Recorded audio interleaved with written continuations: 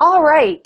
I hope you guys are ready for another Bizapalooza chat. I want to welcome you to Monday's edition where we plug into the latest trends in small business. So today we're going to talk about blogging. So blogging has been at the crux of content marketing success, I don't know, forever, since the early 2000s. I can't believe it's been this long.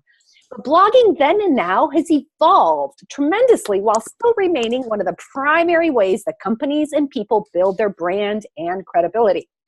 Now, one thing that hasn't changed is everyone's hunger for how to successfully use blogging as a content marketing tool. So today I'm here with top-rated content marketer, speaker, and the founder of Orbit Media. Hello, one of my favorite blogs. You got to check it out, Orbit Media. They're in Chicago, and my friend is Andy Crestodina. So for the past several years, Andy and his team at Orbit Media have surveyed thousands of active bloggers to uncover what they're doing, what's working, and where the blogosphere is going. So that's what we're talking about today. Best blogging practices for 2018 and beyond. And for that, we're going to welcome Andy Crestodina. Hi, Andy. Hi, glad to be here. I am so thrilled to be having this conversation with you. Before we jump into the survey, though, I sort of wanted to get a little bit more background on, so the folks could get to know you a little bit better. Talk a little bit about your blogging journey. Sure. So we build websites. That's what the company does. So I realized early on that people don't need us that often. You don't need a new website every day. So how was I going to keep in touch with people during that really long buying interval? Or sometimes people say they need your help, but then it goes on hold. So I needed a way to keep in touch with people over time, like a lot of people. And I knew I couldn't do it with just coffee and lunches, right? So the original idea was 10 years ago. It was just to publish something and start an email list as a way to stay top of mind with people who we talked to once but lost touch with. So literally the email list was just people that I had met in person, almost everybody. And the email was just a call to action to visit the website because I'm trying to stay top of mind.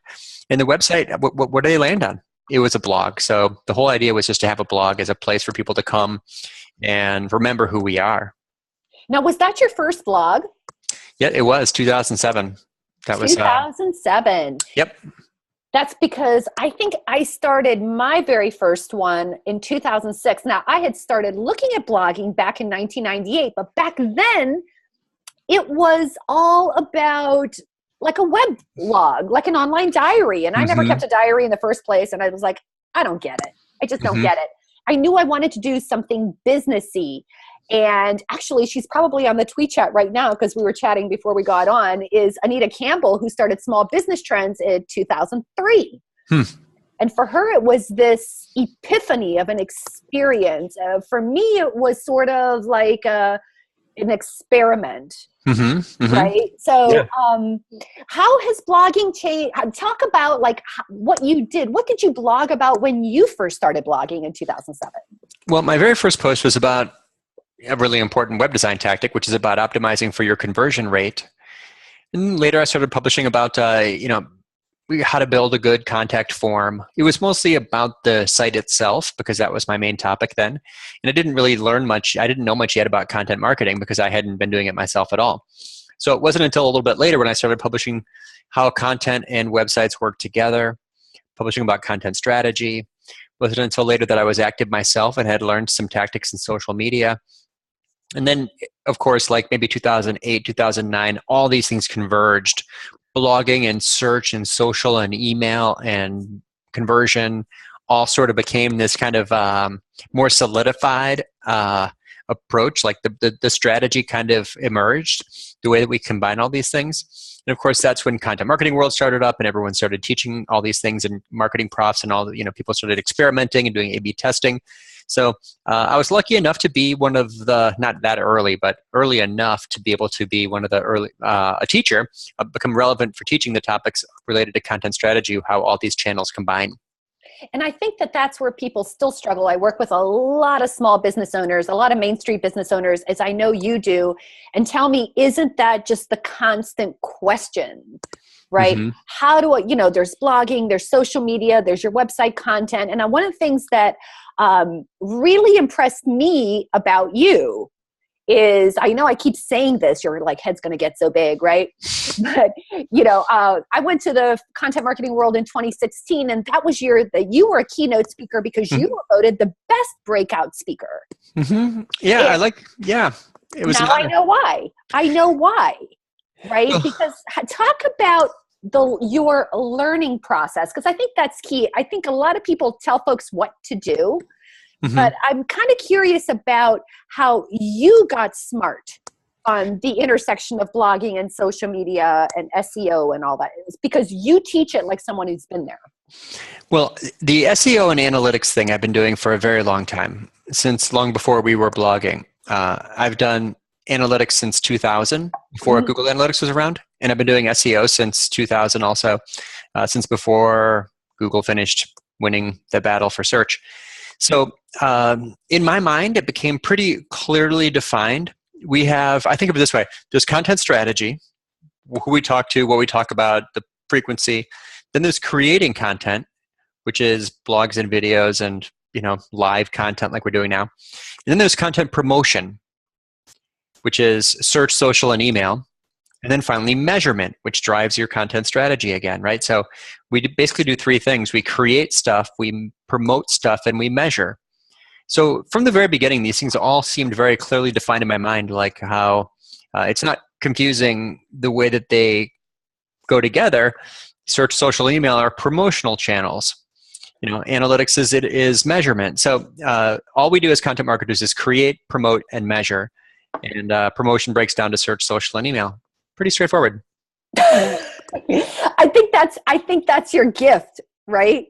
Your gift is taking something that it seems so complicated and overwhelming for folks and really, really simplifies it.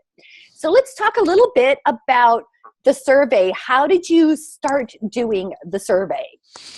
Well, the hypothesis was that you can get much better results if you create something that's totally original and something that supports your industry and advances the conversation. So the idea behind the survey was really just that we would have we would make something unique that answered a missing question. It was like a missing statistic. So our goal was to find the missing statistic, which is kind of a cool idea.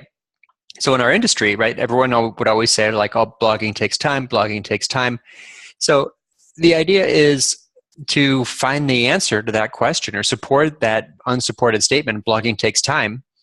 And we did so by asking 1,000 bloggers how much time they spend on an article. And we were the first people actually to answer the question, how much time does blogging take? So as soon as we did that, you saw the results jump. Like it makes a big difference. Original research is one of the most powerful formats for content. So that was the idea, and after you do it once, content research becomes even more relevant over time. If you keep producing longitudinal data, you can find trends by repeating the research the next year. And now this was the fourth year, so it's become kind of a popular little thing. So that's just it's become a really valuable strategy for us, the original research piece. Now, I happen to know that, I get your survey findings, and I get actually the survey, right? You send it to me and I promote it to all my other blogging friends. Thank you. It's a community effort, isn't it? It's sort of like... It is. Thank you so much. It means the world to us. It's so hard to get 1,000 people to answer 12 short questions. It's a lot of work. And this brings my next question. It's hard to get 1,000 people to answer questions. I've taken the survey. I am a blogger. I publish multiple times a week. I do all the things that seemingly would make me part of this audience or the respondent base. And I still ask myself the question, am I doing it right? Right. Sure. So my question for you is, right, we're all asking the question. And so the survey sort of brings together 1,000 folks who blog a lot and what they're doing. How do you know that what we're doing is the right thing? Right. What if we're all like doing it wrong? It's kind of how we all feel when we answer those questions, right? It's like, this is how I do it. Am I wasting my time? Is this the right way? Am I missing something? But actually, the wisdom of crowds, if we all just take the survey and then look at the data, you can see, are you an outlier? And the answer, and so that's somewhat insightful. But also, the last question on the survey is, are you getting strong results or some results or weak results from your blog? And when people answer that, we can correlate that with other answers. So you can find out, like, well, people who spend this much time per article are more or less likely to say they get strong results.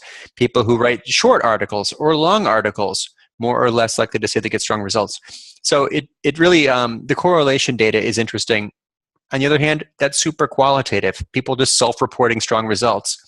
There isn't one unified way to measure and indicate, who's getting the best results. It's not. It's everyone has different goals, so that wouldn't be possible.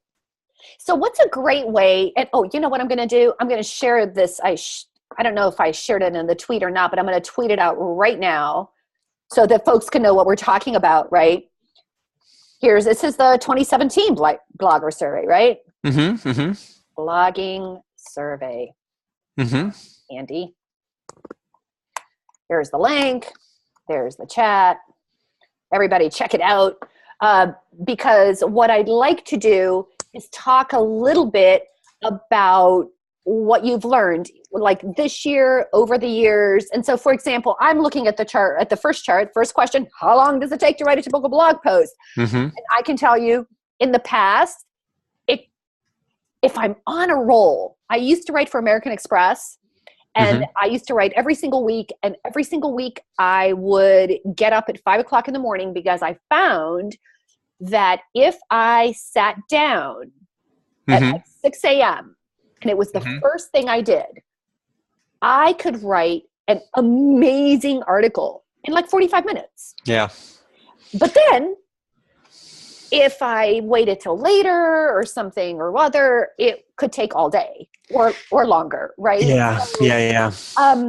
I see that the most popular one right now is 1 to 2 hours. That's like most people, it takes a couple hours. Now, is that like from beginning to end, or like what did you learn about that? Right.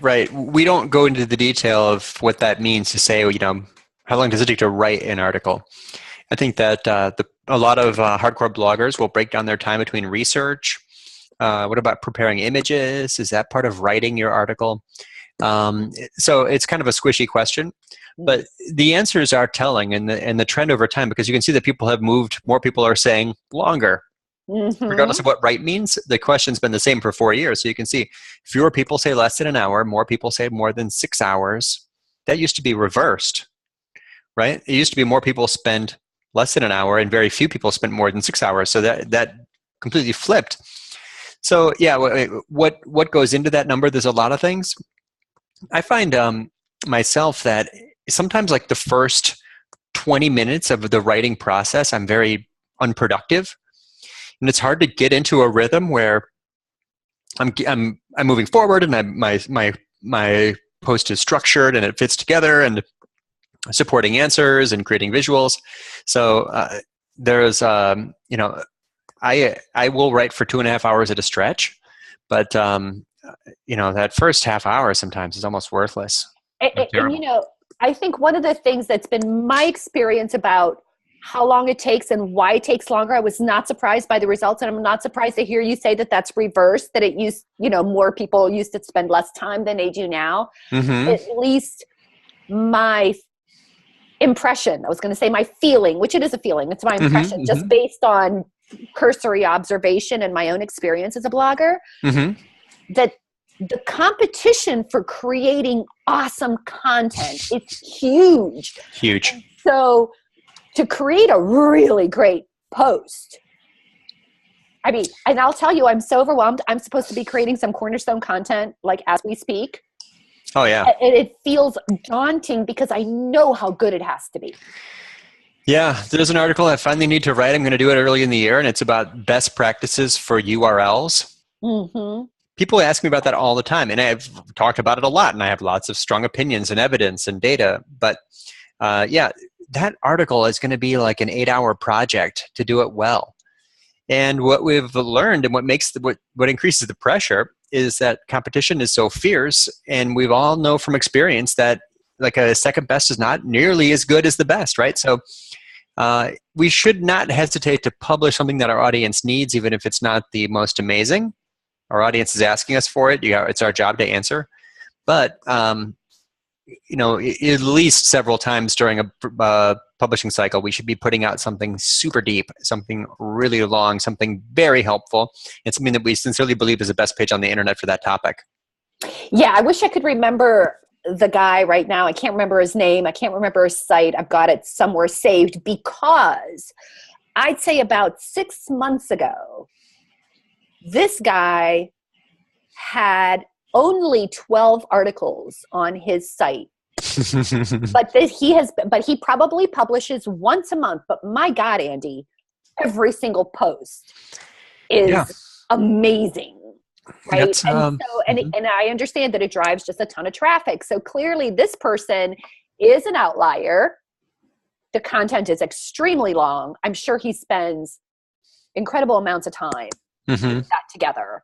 And so there is no right answer, I guess. There's not. Something else that also muddles it a little bit is that if your goal is to have like 100 amazing articles on your site, and you don't really need to have 1,000 medium quality things. Maybe it's far better to have a smaller number of really high quality things on the site. If that's the case, then we should be going back and updating older articles. And so are you writing something or are you rewriting something? Like the question, it becomes kind of harder to interpret. But I have a strategy this last year. I spent a lot more time rewriting older articles, keeping the URL, going deeper on the topic. It's already partly researched. So turning 1,200 word articles into 2,500 word articles. I know a guy, Brian Dean, right? There's people who do this. They have a very small number of super high quality things on their site. Exactly. And I think that is a great strategy. So let me ask you a technical question.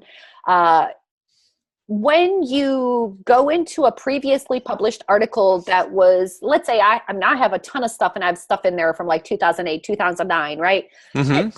It's still good content, but it needs to be updated probably, right? Yeah. So when you update it, do you just update it and leave that date? How do you change the date so that it's like new? Everything old is new again. How does that work? Yeah, here's some controversial advice. First of all, I'd recommend if you publish how-to stuff, if your content strategy is to be a resource and your content is mostly evergreen, I don't recommend putting a date in your blog. I don't think that it's helpful to have the date stamp like programmed into your blog so that it's there automatically. Now, if you're publishing original research like the blogger survey, it says 2017 all over the place. So you can still indicate the date on content. But if you have a blog template that forces you to add the date, then it mostly just makes your content look old. Like, it's not as helpful. So yeah, ideally you have the option to add the date in the body text and header whenever relevant. But and your content management system allows you to put a rewritten article, something updated, back in top of the rotation. So when you create that new thing, you updated that older thing and now it feels new, you're going to promote it just as you would with a new email, maybe a different subject line, maybe put it back in social rotation, right? You treat it like it's new because it's new to many of your readers. Exactly. Because it takes time. Let me ask a practical question, right? That I'm sure a lot of folks want to know. I used to give this advice and I feel like it's probably outdated. I've not been giving this advice only because I don't know what the real answer is. Someone ask you. When a company, a small business starts a new blog, my advice used to be write 30 amazing articles, right? And then have them go out one every day for the first 30 days so that Google gets to know you better. And then you can go, instead of one every day, then you can go to one every, you can go to like 3 times a week, whatever your schedule is going to be. What is the updated advice you would give someone? Right. So your advice in that case was an SEO tactic, right? Based on the theory that publishing frequency and consistency is a search ranking factor. I actually don't have strong evidence to suggest that publishing frequency is a search ranking factor. I'm not sure that Google cares. So let's say number 7 is keyword relevant. You got 30 and number 7 comes out. It's the beginning of the next week or something, and this one is focused on a key phrase. Does Google like that it was the 7th out of 30 or that there was one every day? I think what Google cares about is that amazing answer to the question. Is that satisfying the searcher's information needs? I don't know that that is, so I don't think that I would do that for Google's sake. I would probably, I mean, the best time to publish something really, really good is as soon as it's done, because then you get more value from it. I don't think I would wait and hold them back, but there's an exception. I've talked to people who are podcasters, and there's people, oh, I'm going to write a podcast, or we're going to do an interview, and would you like to be on a podcast? And so sometimes we work together on something. But more recently, I've found podcasters who have decided not to publish a podcast and do something weekly. Instead, they'll wait till they have like 10 or 12 of them and package them up into a virtual summit. Have you noticed this virtual summit thing? Oh, that's been, in fact, Bizapalooza started out as a summit. There you go. Virtual summit is mostly a stacked up pile of podcast type content. Mm-hmm. So the idea in that case is to get a bigger benefit from a larger splash and to create a launch mindset around it by having a bunch of them piled up and then launch them all at once, which can lead to a greater list growth and email subscribers and conversation. And so except for the turn your 10 podcasts into a virtual summit, I don't recommend holding back content almost ever.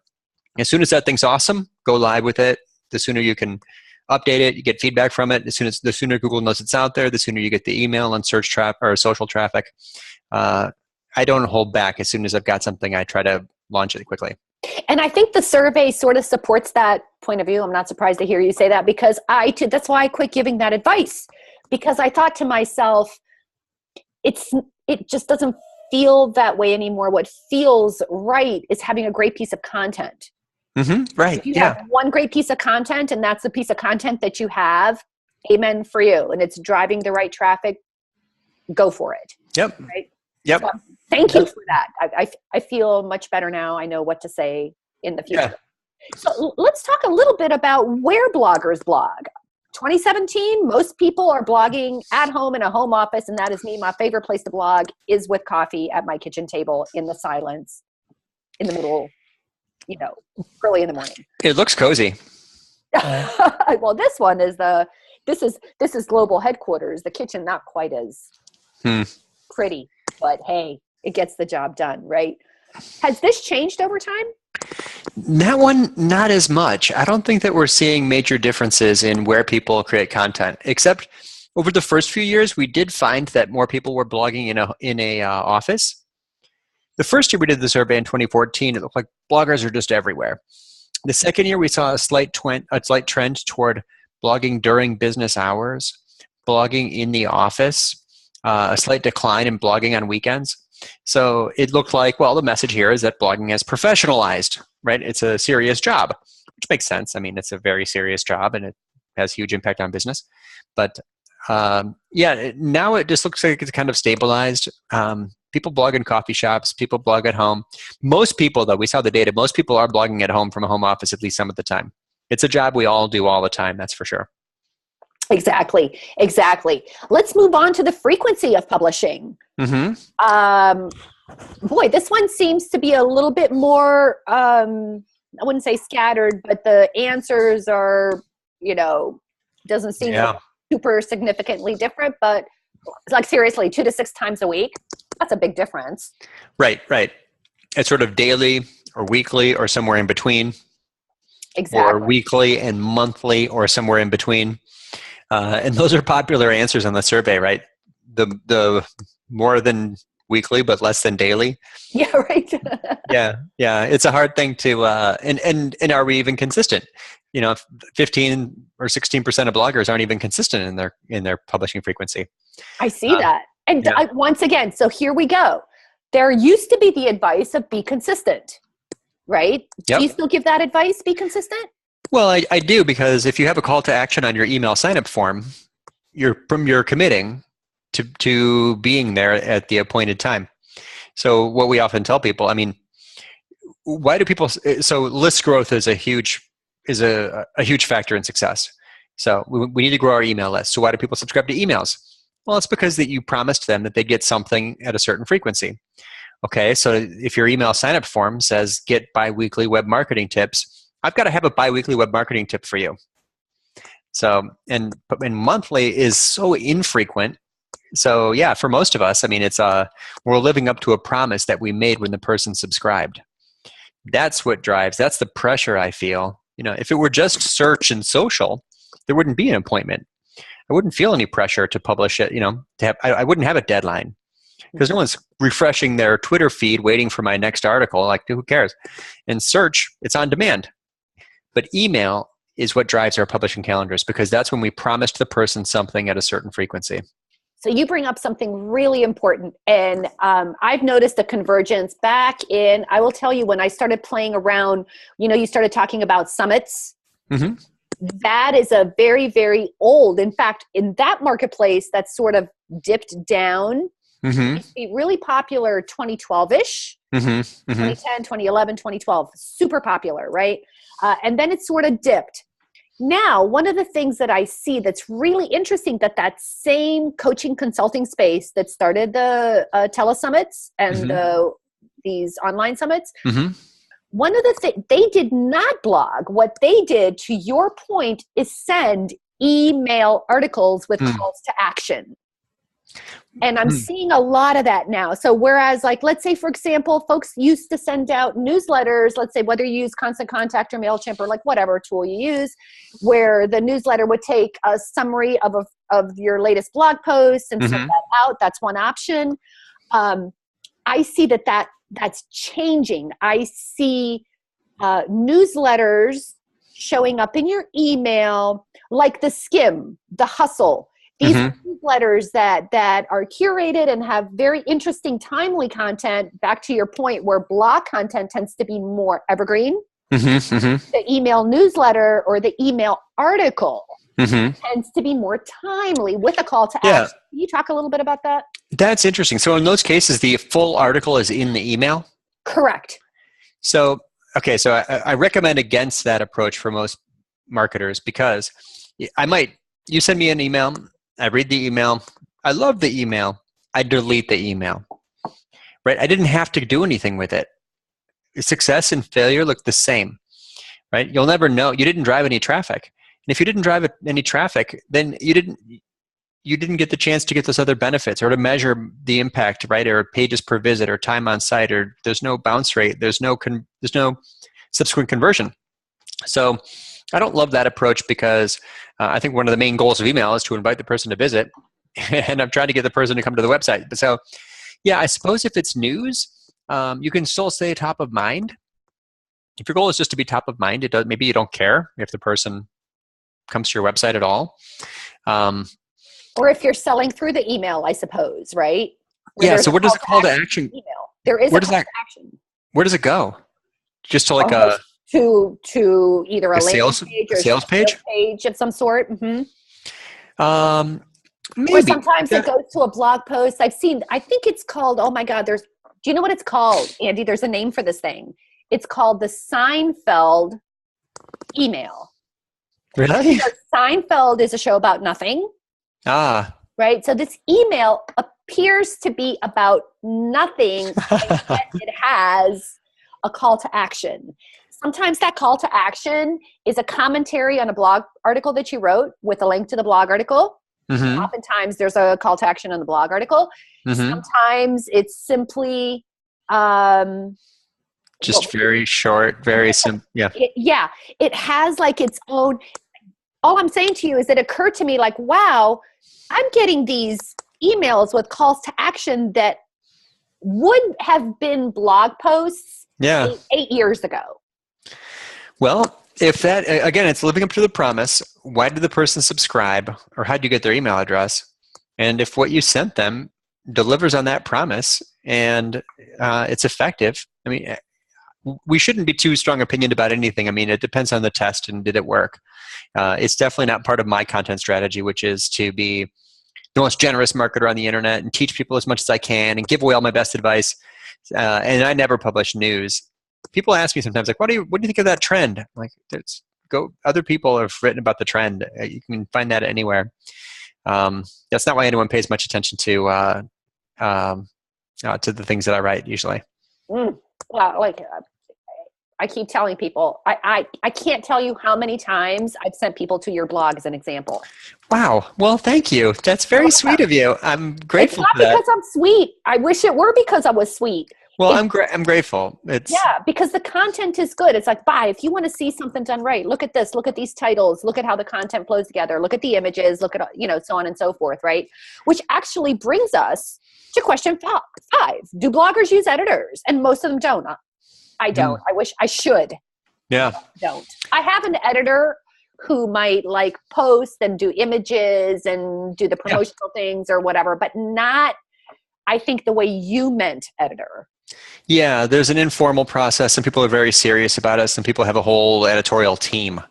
So this again gets to kind of the professionalization of blogging, and is it, what's happening? Are we getting more hardcore about this stuff? I think that there's valid tactics either way. I mean, you probably know Ginny Dietrich. Mm-hmm.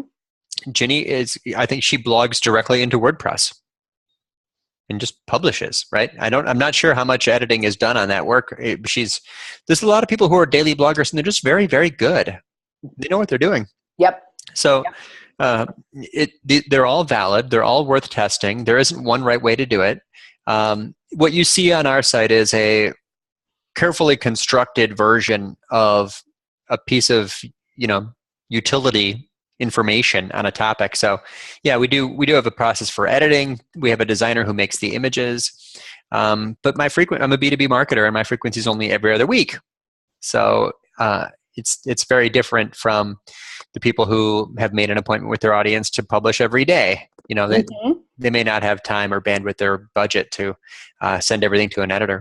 And I think the other thing that's come to mind is, all of this data sort of works together, at least it does to me, and especially the way you've structured the questions, where the first thing you ask is, how long does it take to blog? Or, and I think you also have like, how many words? We'll get to that, right? Right. But clearly people are spending more time, and I think I would look at it this way. There are some posts that I don't have looked at, right? Because I'm the expert, I'm the one doing it. What I do is I write it, I leave it alone. Mm-hmm. And then I come back to it, right? Yeah. However, there are posts such as, I'm going to use the word cornerstone content, pillar content, epic blog posts, whatever you want to call it. Yeah. Posts that are critically important to your brand. Mm-hmm. Right. Now, those I would definitely want folks to look at and give me some feedback. Yeah, you make an excellent point, because it's not all equally weighted. Anyone who makes it sound like these things are all of equal priority, hasn't been doing it for long. I mean, some of these things get 1,000 times better results than others. So some of these things are worth a lot more effort than others. So some of these things should be carefully constructed with editors and you're testing headlines, and you've got designers working on images.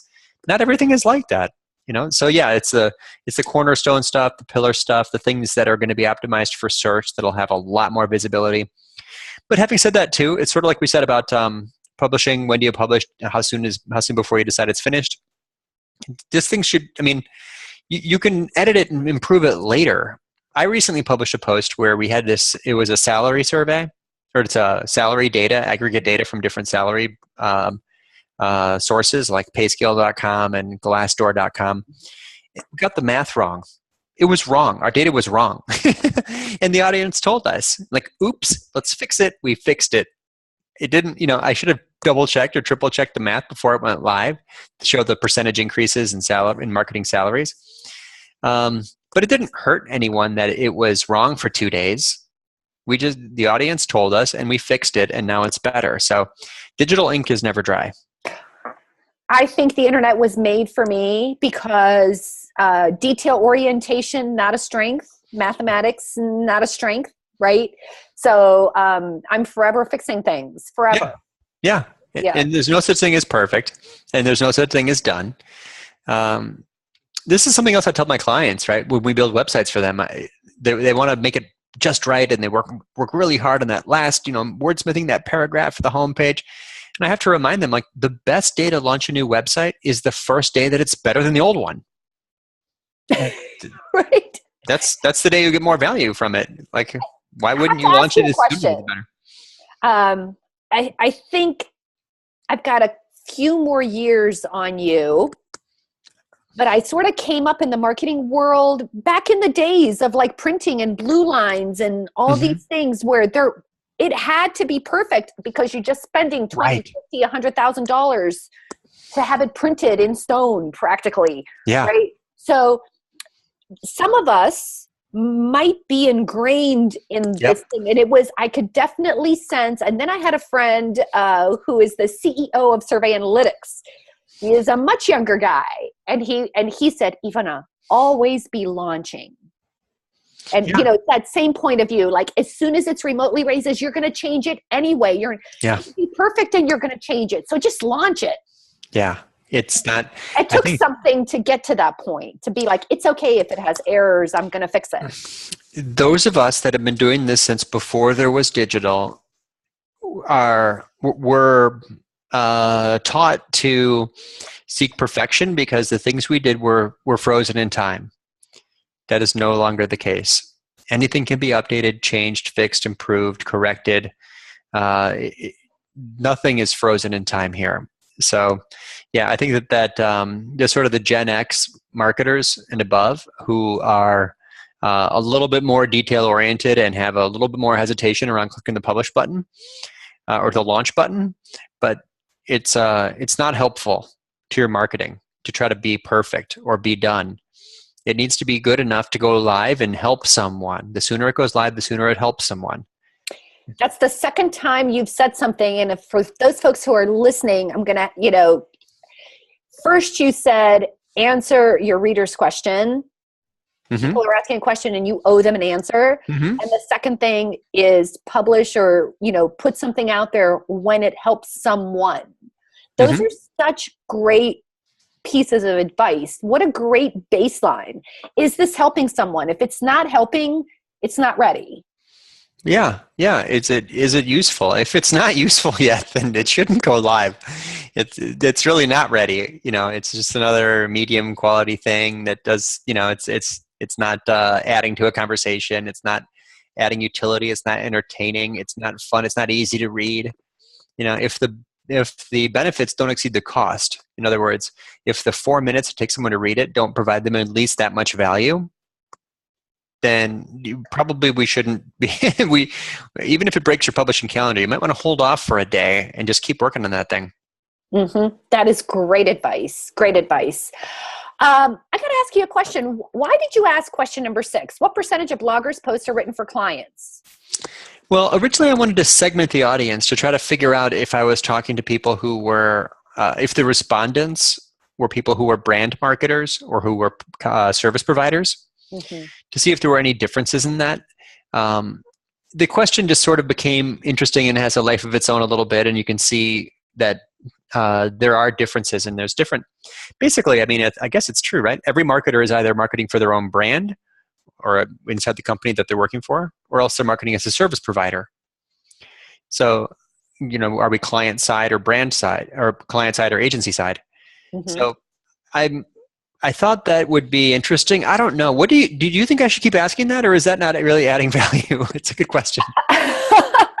Maybe I'm done with it.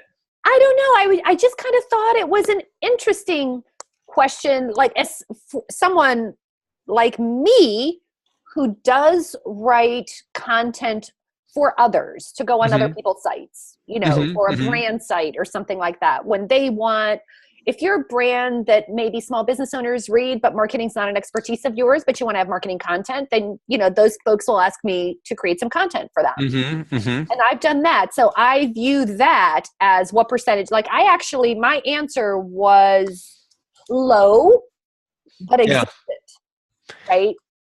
I don't know what that tells you about me or the rest of your audience. Well, some of the insight from there is that people are writing for everyone. People are writing everywhere. The content creators are in high demand, and there's a low barrier to entry. So can you write this for me, or can I should write that, or my sales team wants this, or I should publish that for our calendar, or someone else wants me to write for them, or it's part of my outreach strategy is to publish for other people. So it just shows how universal this skill is, and how in demand, and how it can be applied in all different places for all different purposes. And it dovetails into question 7, which is what percentage of bloggers posts are guest posts?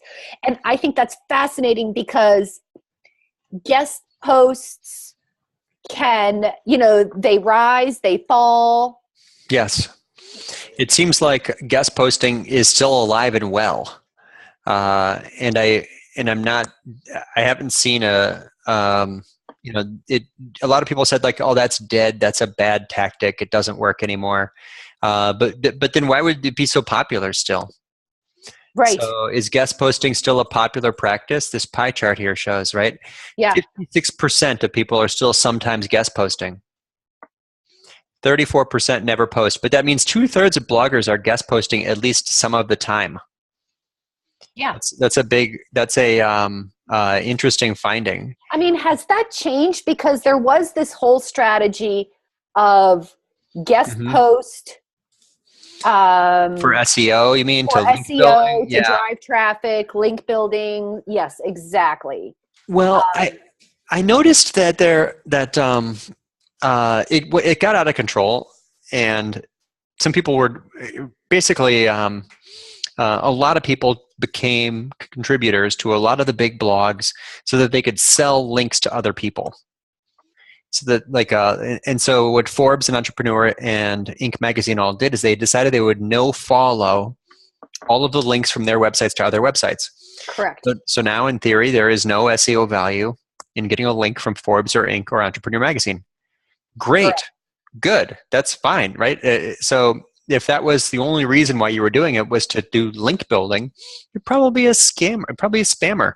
So I don't mind that it's lost some of its favor for the sake of in terms of SEO, but the value is still huge for personal branding, right? For brand awareness, for networking, for fun, for quality, for learning. Ever worked with an amazing editor?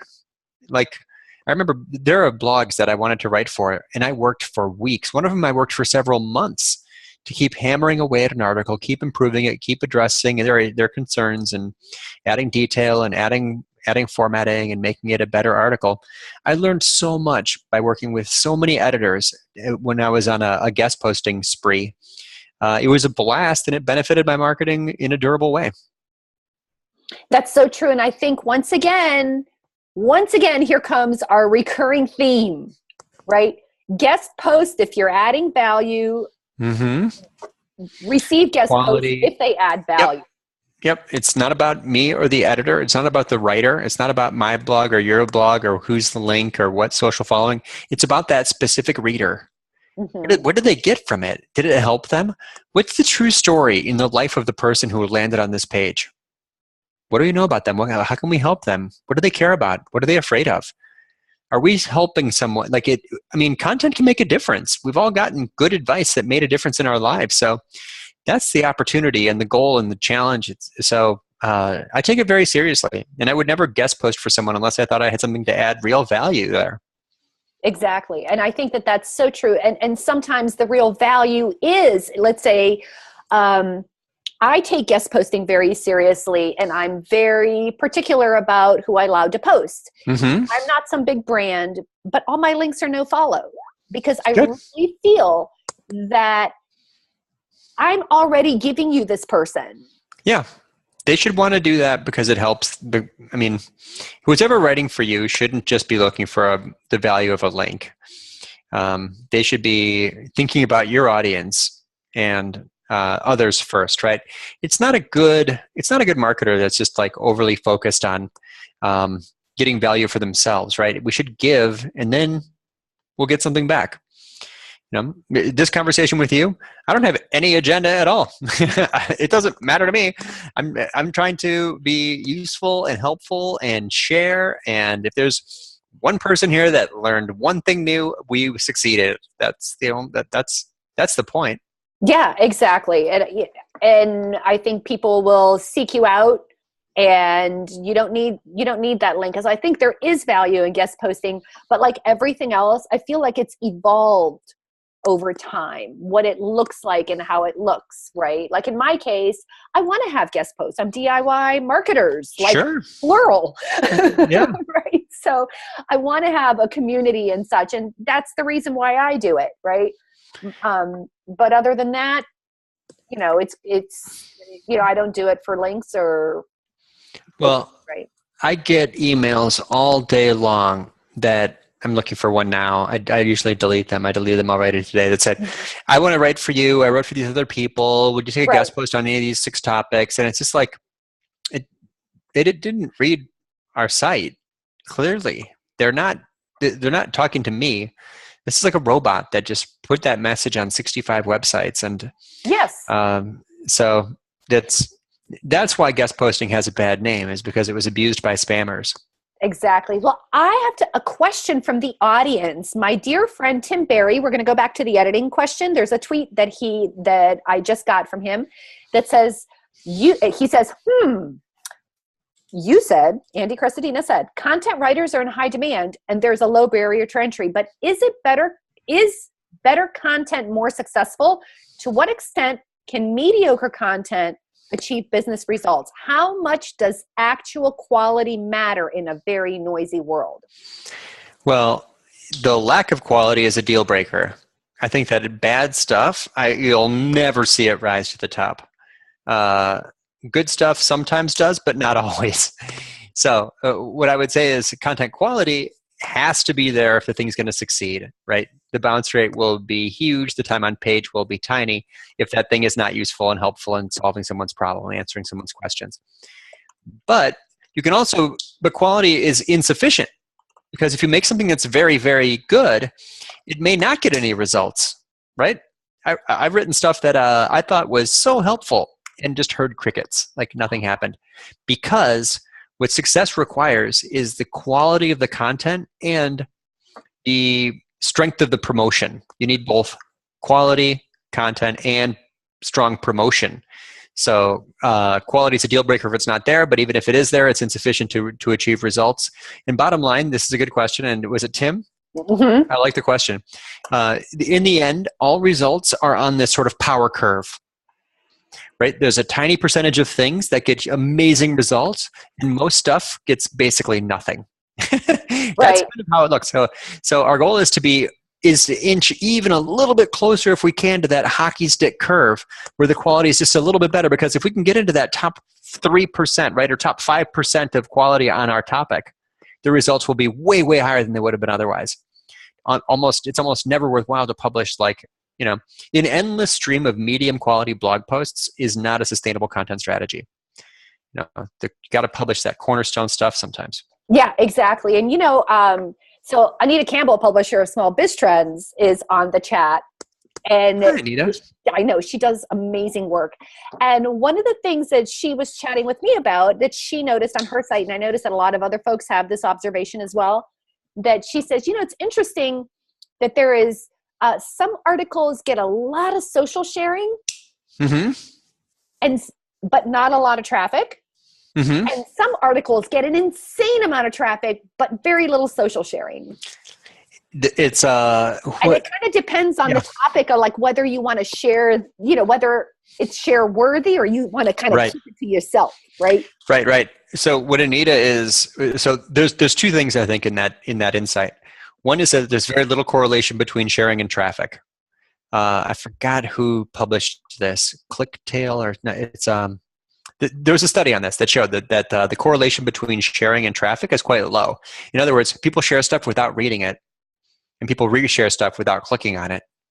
And so it's not weird to see something get tons of shares and very little social traffic.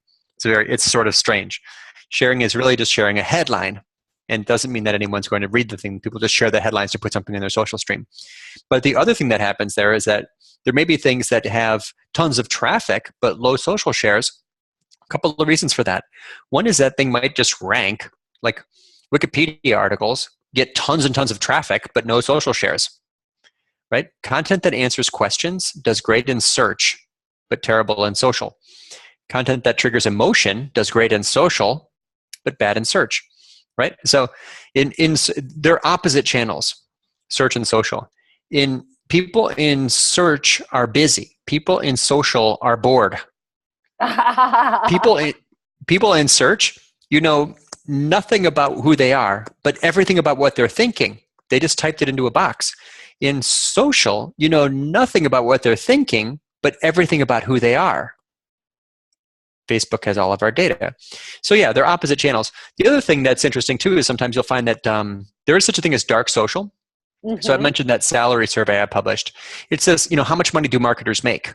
They make, the average salary for a marketing director, a marketing manager, social media manager, content strategist. I published all these answers, how much money all these marketers are making.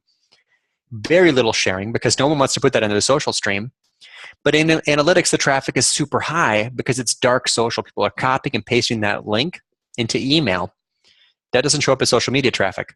But there's a lot of research that suggests that email, direct sending of links via email, is one of the most popular forms for sharing. And it doesn't show up in analytics. It doesn't show up in BuzzSumo. There's no place to find that data. So a lot of different things in that insight. Weak correlation between sharing and reading. Total different targeting in search and social. And finally, dark social, huge blind spot for anyone doing analytics. Brilliant, brilliant. So since we're talking about traffic and we have just a few minutes left, I can just talk to you all day. But the most important thing is driving traffic. And you just said email drives a lot of traffic. How else? And we just talked about social. Have we talked about all of it? Anything you want to say about this result? Well, the interesting thing that from the survey about how people are driving traffic to their site is what basically everyone is sharing on social media. So it's like 96% of bloggers are sharing their content on social media. Why wouldn't they? You just drop a link into a social stream and you've shared it on social. But social media does not correlate that highly with people who say they get strong results. What really correlates with strong results is influencer marketing. 48% of bloggers who do influencer marketing report getting strong results from their blogging. That's a big number. But and that's why influencer marketing is up. But what's up even more than influencer marketing? Paid. People are buying more traffic than ever before. People are boosting Facebook posts. People are doing native advertising or whatever else. So yeah, the increase in paid in blogging is ridiculous. It's up almost 400% over the last 3 years. What doesn't it have to be, Andy? Facebook throttling back organic reach. Even in your personal life, let's say, for example, I don't even know if you and I are friends on Facebook, but maybe if we are, we haven't engaged very much. And so I will never see anything you post. Yeah, I'm not very active on Facebook. So if we are connected, connect with me there. Anyone is welcome to connect with me on Facebook, but I'm there maybe like once a month. I'm not very active in Facebook. But yeah, it's interesting, right? It's not, these companies are in business to make money, not to send free traffic to bloggers. So in social especially, they will directly throttle back any traffic that you get because they want you to boost the post. Search is still a little bit more generous, I think, because they're trying to satisfy the information needs of the people who are searching. But yeah, and that emphasizes once again the value of email. Grow your email list because email is disintermediation. There's no company between you and your audience.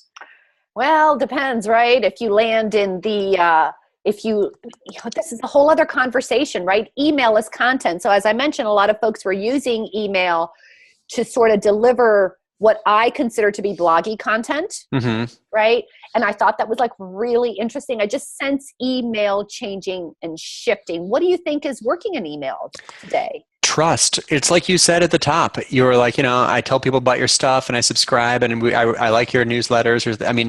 Basically you just have to build up the trust and people will jump over high hurdles to get it. They'll do double opt-in. They'll check their spam folder. They'll look at their promotions tab. They'll create rules. I mean, if you're on any email list that you love, this feeling. You're trying to get that content, and you're going to make everything else get out of your way so you can get it. So email is the one kind of golden ticket that you want to connect with your audience, have that scheduled appointment, build the trust, keep the quality levels high, and then just spend all your time and love building up to it and meeting that expectation. So let's kind of finish up along with this measurement component, and maybe we can talk about measurement and maybe sort of lump in, like we've been doing, everything from what kind of media is included to how long the blog post is and all those kinds of good things. So what was your big takeaway from measurement? Well, There is, I think it's just a test to see whether the marketer is serious or not. I mean, if you're not measuring the performance of your content, then you have such a limited opportunity to get smarter, to find insights that will guide decisions, that will help you make better choices next time. And the problem with the question, though, is about measurement is that you can measure your stuff just by looking at reports but not take action on them. Suppose you and I are an agency and we're doing marketing for a company, and we, this month we had X percentage of visits from social. Our open rates were Y percentage, and we just report on that data without applying it or without using the insight to get smarter. So the problem with the survey question and the trick with measurement in general is that there's a huge gap between people that do reporting and people that do analysis. Pretty charts don't affect your marketing. Only actions affect your marketing. So I try to always remind people that they need to take action and not just look at the reports. The reports don't do anything at all themselves. We have to use the insights and take some actions. I have to write down this thing you said. Pretty charts don't affect your marketing. Pretty charts do not affect your marketing. They definitely don't. I wrote an article about it once. I could find it and share it with you. It's the article talks about the difference between reporting and analysis. It's got a funny little chart on it. It suggests that some marketers wake up in the morning and see a line that goes up and they smile, or they see a line that goes down and they frown. But that doesn't do anything. That's just the beginning. So I'll find this thing and share it with you. It just goes into the difference between reporting and analysis. All right, so our time is almost up, so let's end. I would probably do a whole half hour on this. Andy, what should bloggers be focusing on for 2018? Well, I hope that we're looking at ways to upgrade the format for our content, because all the marketing predictions you're about to read for 2018 are correct when they say that visuals are important and that video is more powerful. We're doing it right now. I also encourage them to do something else we're doing right now, which is to collaborate. Work with other people. Interview someone. Ask for contributor quotes. Allow yourself to be interviewed. Do a survey and talk to lots of people. Get lots of data, right? Include lots of people in your content. Make the act of creating content social. Social is not something you do once the post is live. Social is something you do while creating the content. I think this is social media, right? We're making something together. That's social. Other than that, I'd say you definitely learn to look at the data. Don't hesitate to try something weird. Go ahead and experiment.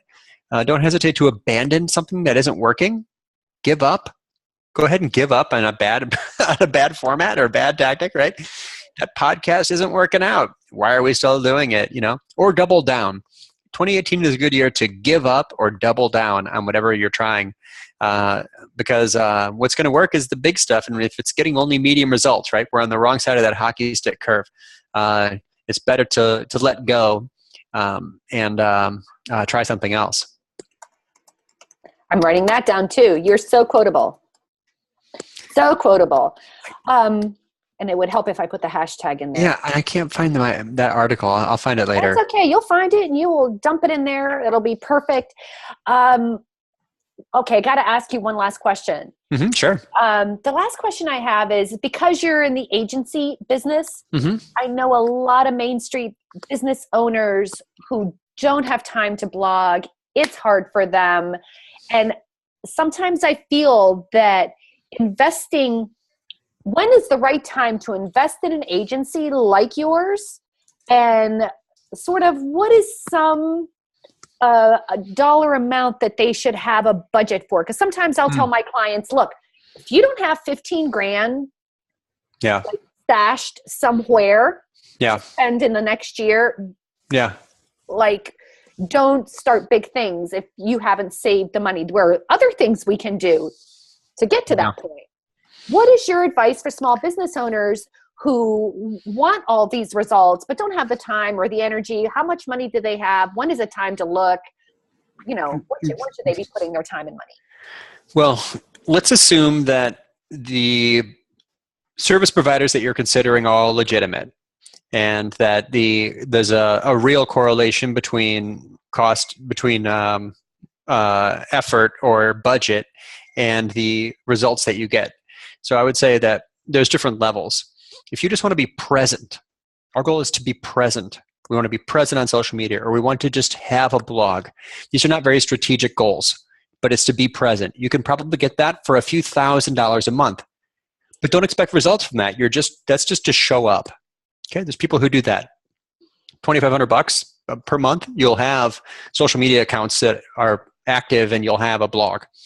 If you want to get results and you're thinking more strategically and you're trying to get an outcome, these are just broad numbers. We don't do any of these services. We're just a web design company. But the next level up would be a company that's more serious, more strategic, more goal focused. They're good, maybe $5,000 a month, minimum of 6 months. They're a PR firm or an SEO firm or a content marketing firm or a social media firm, right? They all have different channels. If you're very serious about getting results and you want to go big and you're trying to compete in a competitive industry, probably it's more like 10 grand a month and up.